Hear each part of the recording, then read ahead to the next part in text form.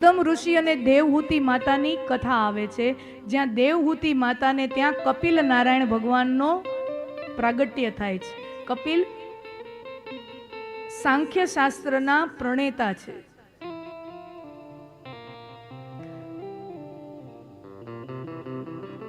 અને ત્યારે દેવહૂતિ માતા અમુક પ્રશ્નો, એક માતા પોતાના દીકરાને પ્રશ્ન પૂછે છે, અને ત્યારે દીકરો પોતાની માતાને જ્ઞાન આપે છે અને ઘણા બધા પ્રશ્નો પૂછે છે કે જીવ ક્યાંથી જન્મે છે, જીવનો સૌથી પહેલો વાસ ક્યાં છે, એ કઈ રીતે સૃષ્ટિ ઉપર આવે છે, કઈ રીતે કર્મના બંધનમાં અટવાય છે, કર્મના પ્રકારો કેટલા અને કર્મના બંધનમાંથી છૂટવાના રસ્તા કયા.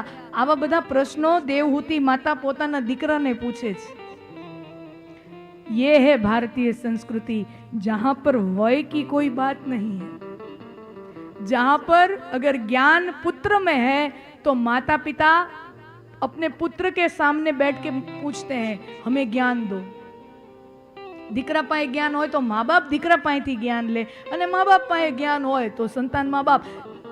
જ્ઞાન કોની પાસેથી છે એની પાસેથી લેવાનો મહિમા છે. ત્યારે કપિલ નારાયણ ભગવાન આ સાંખ્ય શાસ્ત્રનો ઉપદેશ આપે છે, અને ત્યાં સૌથી પહેલી વાત કહે છે કે જીવનો સૌથી પહેલો નિવાસ અનાજના કણમાં હોય છે. સુન્ના આખી એક સાયકલ છે જીવનની. જીવનો સૌથી પહેલા વાસ અનાજના કણમાં છે. એ અનાજ પુરુષના ઉદરમાં જાય, પછી એમાંથી વીર્ય થાય, અને વીર્ય સ્ત્રીના શરીરમાં આવે, અને સ્ત્રીના શરીરમાં પછી આખું જીવન વિકાસ પામે. આ આખી એક સાયકલ કીધી છે આપણા શાસ્ત્રમાં. અનાજના કણમાં સૌથી પહેલો નિવાસ, અનાજના કણમાંથી જીવ પુરુષના શરીરમાં, પુરુષના શરીરમાંથી સ્ત્રીના શરીરમાં, અને સ્ત્રી પછી 9 મહિના બાદ એક સ્વસ્થ બાળકને જન્મ આપે. આ આખા જીવનની સાયકલ છે.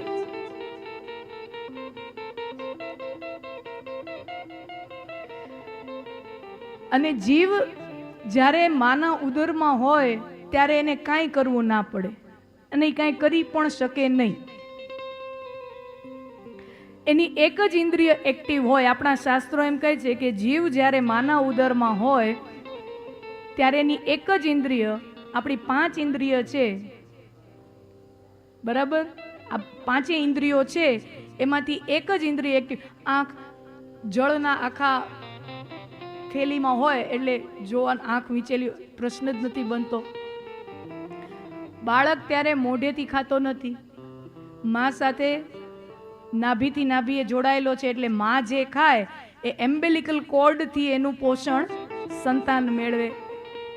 બરાબર છે. જે પણ મા પોષણ લે, સારું ખરાબ, ખાટું મીઠું તીખું તુરું, જેવું પોષણ મા લે એ રસ રૂપે એને મળી જાય છે. એટલે મોઢાની ઇન્દ્રિય પણ ચાલુ નથી, આંખની ચાલુ નથી, ઘ્રાણેન્દ્રિય નાક પણ એક્ટિવ ના હોય. માત્ર ને માત્ર આપણા શાસ્ત્રો કહે છે એક જ ઇન્દ્રિય એક્ટિવ હોય.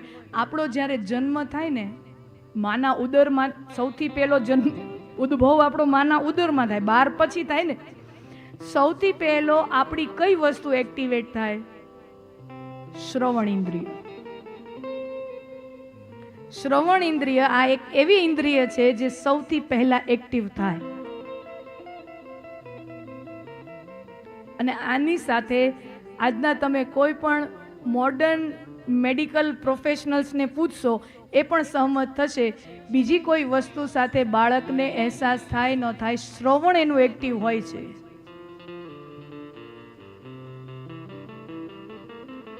તો બાળક જ્યારે માના ઉદરમાં હોય ત્યારે એને કોઈ કર્મ કરવું પડતું નથી, એને ખાવાનું કર્મ પણ કરવું પડતું નથી, શ્વાસ લેવાનું કર્મ પણ કરવું પડતું નથી. એ માતા સાથેનું જોડાણ છે ત્યાંથી બધું થાય છે. પછી સંસારમાં જ્યારે આવે છે ત્યારે કર્મ બંધનમાં અટવાય છે. આ ભાગવતજીના 3જા સ્કંદમાં દેવહૂતિ માતા અને કપિલ નારાયણ ભગવાન વચ્ચેનો સંવાદ છે, જેને સાંખ્ય શાસ્ત્ર તરીકે ઓળખાય છે. 6 શાસ્ત્રો છે, એમાંનું એક સાંખ્ય શાસ્ત્ર.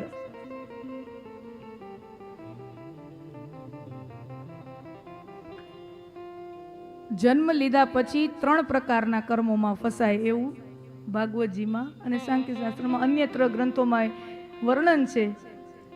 સંચિત કર્મ, ક્રિયમાણ કર્મ અને પ્રારબ્ધ કર્મ. આ 3 કર્મોમાં માણા હું ને તમે ફસાઈએ. અને ભગવાન શ્રી કૃષ્ણ અર્જુનને કહે છે, એ અર્જુન, આ કર્મના અને વાસનાના એવા તાણા બાણા છે, એવા તાણા બાણા, એવી આખી મેં જાળ ગૂંથી રાખી છે કે જીવ ધારે ને તો એમાંથી નીકળી ન શકે. કર્મની ગતિ અતિ ગહન છે, ઈ ધારે ને તો એમાંથી નીકળી ન શકે. એવી સૂક્ષ્મ ગતિ છે. અને જેવું કર્મ કરીએ એવું ભોગવવું પડે. એવું આપણે તો ત્યાં એવું જ માનીએ ને. આપણે તો એવા લોકો છીએ કે મોટી મોટી હિંસા અને આક્રમણ ને ક્રૂરતાની વાત તો દૂરની રહી. આપણે તો અહીંયા કોક રસ્તામાં આમ કીડી હાલ જતી હોય ને, કીડીઓનું આમ લાઈન આમ જતી હોય ને, તો આપણી ધ્યાનમાં આવે તો આપણે તો અહીંયા એના ઉપર પગ આમ હાચવીને હાલી કે આપણો પગ કીડી માથે ન આવી જાય. આટલી સૂક્ષ્મ દર્શન આપણા સનાતન ધર્મે કરી છે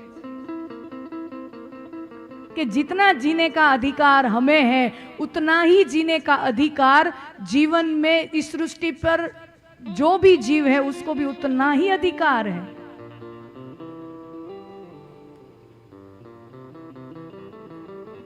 क्रियमाण कर्म અત્યારે આપણે જે વર્તમાનમાં કરીને એને ક્રિયમાણ કરે. હસીએ, બોલીએ, કોઈના વખાણ કરીએ, કોઈની નિંદા કરીએ, કોકને ગુસ્સો મારીએ, આ બધા ક્રિયમાણ કર્મો. અને આપણા એક એક કર્મની નોંધણી આ ઉપર ચોપડામાં થાય. આપણને એમ હોય ને કોઈક જોતું નથી, કોઈક જોતું નથી. ભગવાનના સીસીટીવી કેમેરા 24 કલાક ચાલુ. આ તારા, નક્ષત્રો, સૂર્યમાં, ચંદ્રમાં, આ બધા ભગવાનના એજન્ટો છે. આ ભગવાનના એજન્ટો છે, ભગવાનના સીસીટીવી કેમેરા છે. સતત નિરીક્ષણ થઈ રહ્યું છે. ક્યાં આપણને એમ થાય કે અંધારામાં, એકાંતમાં કોઈ નથી જોતું અને આપણે કરી. અરે આપણા તો શાસ્ત્રો ત્યાં સુધી કહે છે સપનામાં કરેલું કર્મ પણ ભોગવવું પડે. ત્યાં સુધીની સૂક્ષ્મ વાત આવી. હંતાળેલું ને કોકથી છુપાવેલું એ વાત રહેવા દઈ. આપણને ન ખબર હોય સપનામાં કર્મ થાય એનોય ફળ વિચાર તો કરવામાં છટકવું કેમ? જાગીને હોય તો એમાં આપણે ધ્યાન રાખીએ. ઓમાં આપણું ક્યાં? ભગવાન કહે છે કર્મ કી ગતિ અતિ સૂક્ષ્મ હૈ, એમાંથી નીકળવું શક્ય નથી.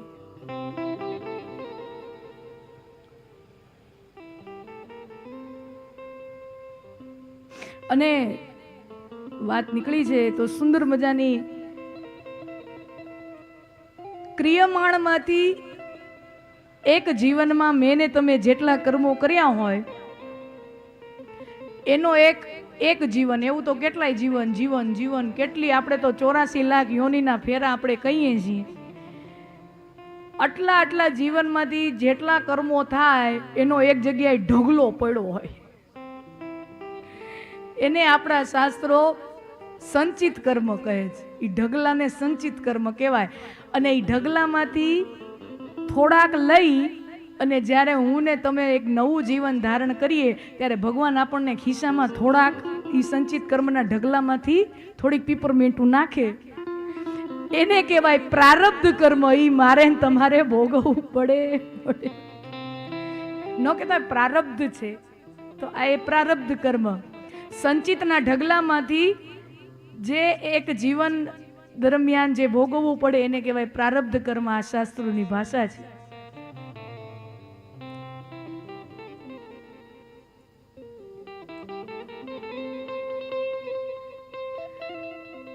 અને કર્મની ગતિ તો એટલી સૂક્ષ્મ છે. ઘણી વખત આપણને એમ લાગે, ઘણી વાર પ્રશ્ન થશે, જોજો, ઘણી વાર મને તમને પ્રશ્ન થાય કે દુનિયામાં જેટલા બધા ડોન લોકો છે, જેટલા બધા ગુંડા લોકો છે, એ બધા તો બહુ વૈભવી ને ટેસ્ટ વાળું જીવન જીવે છે. થાય ને, પ્રશ્નો થશે તમને, જોજો. એના તો વૈભવી બંગલા હોય, વૈભવી કાર હોય, વૈભવી જીવન હોય. અને ઘણીવાર આપણને એમ થાય કે આપણે તો નીતિથી જીવીએ છીએ, પ્રામાણિકતાથી જીવીએ છીએ, અને આપણા તો નવડાઈ મળતા નથી. પ્રશ્ન થાય ને. ઓલા લોકો ટેસ્ટથી જીવે છે અને આપણી પાસે તો માંડ માંડ નવડા છેડા મળતા નથી. આવું કેમ બની શકે? આ ઓના જેવું છે. જો એક કોઠી ભરી હોય ને, કોઠી,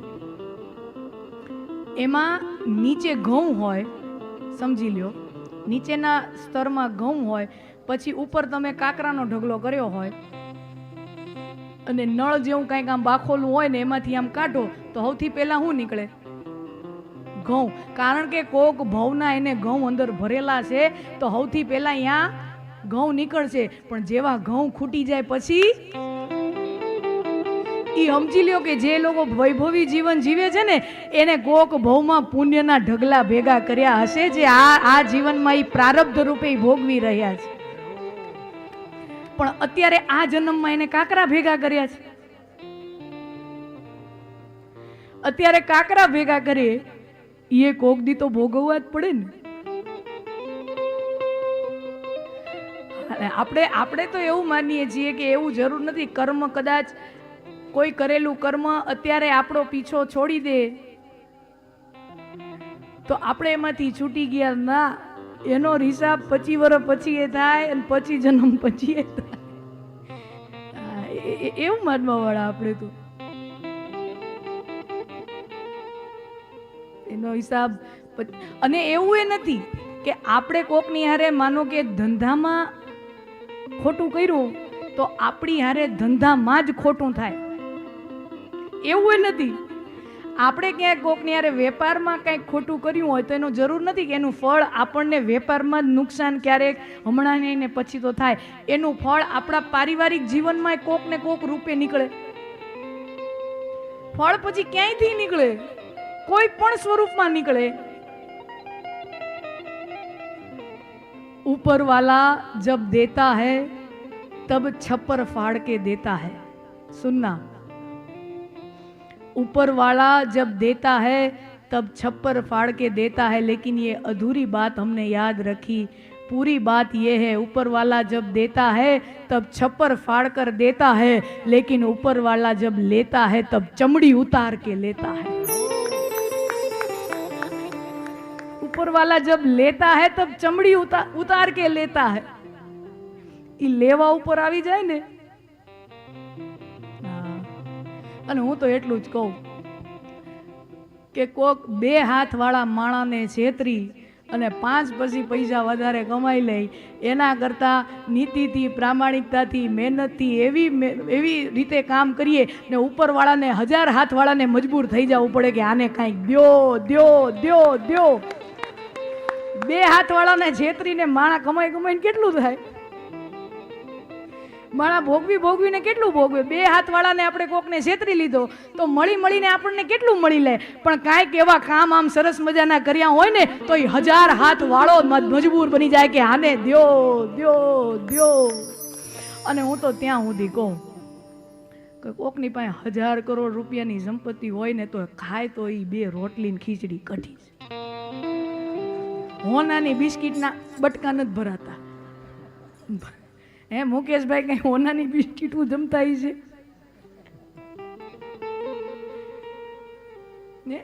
1000 કરોડની સંપત્તિનો ઉલટાનું એ ઓછું જમે. તમે જોજો, જેટલો શેઠિયો ને એ એટલું ઓછું ખાઈ શકે. ડોક્ટરે કીધું હોય તમારે શુગર, ખાંડવાળું ખાવાનું નથી, ઘઉં ખાવાના નથી, ઘી ખાવાનું નથી, તેલ ખાવાનું નથી, આઈસ્ક્રીમ ખાવાની નથી, તળેલું ખાવાનું નથી, બળેલું આથાવાળું ખાવાનું નથી. જેટલો માણસ શેઠિયો ને એટલું એ ઓછું ખાઈ શકે બિચારો. અને હું તો જે અમારા જાહેર જીવનમાં જવાનું ને બધાના બધી પ્રકારના આમંત્રણો આવે, બહુ વૈભવી આમંત્રણો આવે ને સાદા સાદા બધી પ્રકારના આમંત્રણો આવે. જેટલા વૈભવી હોય ને લોકો એના તમે જોજો કાઉન્ટર હશે ને ત્યાં 25 મીઠાઈઓ હશે. એક જ કાઉન્ટર ઉપર અલગ અલગ 25 મીઠાઈ. મીઠાઈના કાઉન્ટરમાં 25 મીઠાઈ, ચાટના કાઉન્ટરમાં 25 પ્રકારના ચાટ, પછી અલગ અલગ એમ કરીને 500 વાનગીઓ હોય, 5000 રૂપિયાની ડીશ હોય. હવે એવા લગ્ન જેણે કર્યા હોય સમજી લ્યો એના મહેમાન કઈ પ્રકારના હોય, એવા જ હોય ને. એના મહેમાન જેવા તેવા હોય, એ તો બધા ઊંચા લેવલના જ મહેમાન હોય, એની ઉઠબેસ એવા જ લોકો સાથે હોય. 25 પ્રકારની મીઠાઈ રાખી હોય, એના બધા મહેમાનો બધા એવા હાઈ સ્ટેટસ, બધાને શુગર, કોઈ એક મીઠાઈ ન ખાય. 25 પ્રકારની મીઠાઈ રાખી હોય. જેટલા મોંઘા લગ્ન ને એમાંથી માણા ભૂખ્યો જાય. જેટલા મોંઘા લગ્ન એમાંથી ભૂખ્યા જાય. આ નિયમ છે. ત્યાં ધ્રો નો થાય, ધ્રો ત્યાં ધરો નો થાય. બિચારા મજૂરને લાડવા ભાવે ને એની પાસે બિચારા પાસે મળે નહીં. એને સુકા મેવા હદી જાય, ઘી હદી જાય, ખાંડ હદી જાય, પણ બિચારા એની પાસે મળે નહીં. અને જેની પાસે છે એને ભોગવી નથી શકતા. આ કુદરતની ક્રૂર લીલા છે. ऐसा ही है.